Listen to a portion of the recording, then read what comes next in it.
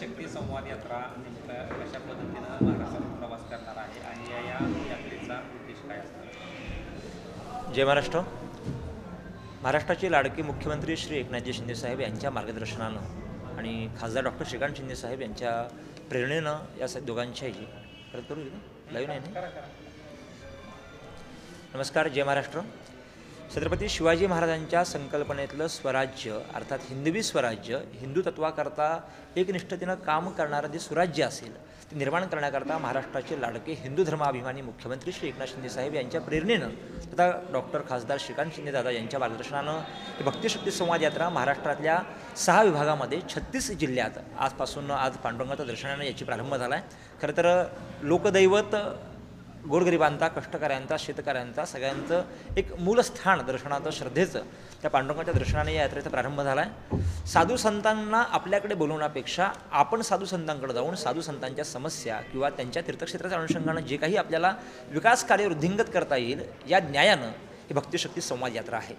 खरं तर या माध्यमातून सकल संत सकल संप्रदाय सकल पंथ आणि महाराष्ट्रातला जेवढं हिंदुत्वाच्या क्षेत्राखाली जे काही येतं म्हणजे त्यामध्ये विशेषतः भक्ती अर्थात संत संप्रदायाचा विचार संतांचा विचार आणि शक्ती म्हणजे महापुरुषांचा विचार या दोघांचा संगम साधून शिंदेसाहेबांच्या स्वप्नातलं सुराज्य जे की हिंदुत्वाच्या दिशेने असेल आपलं सरकार तीर्थक्षेत्र विकास म्हणजे मी सांगायला मला आनंद वाटतोय.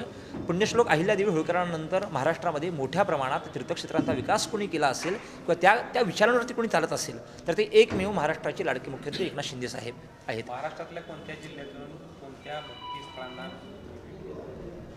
मूलतः या भक्तिशक्ती संवाद यात्रेचा विभागवार रचना आहे 6 विभागांची. प्रामुख्यानं प्रथम पश्चिम महाराष्ट्रातले सगळे जिल्हे, तदनंतर मराठवाडा, उत्तर महाराष्ट्र, विदर्भ आणि मग शेवटी कोकण.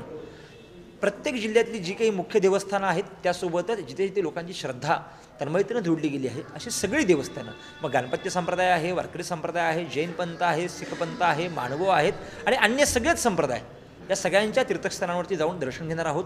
जेवढे काही कीर्तनकार आहेत निरूपणकार आहेत की ज्यांच्यापुढे रोज लाखोंचा समाज असतो यांच्यासोबत संवाद आहे.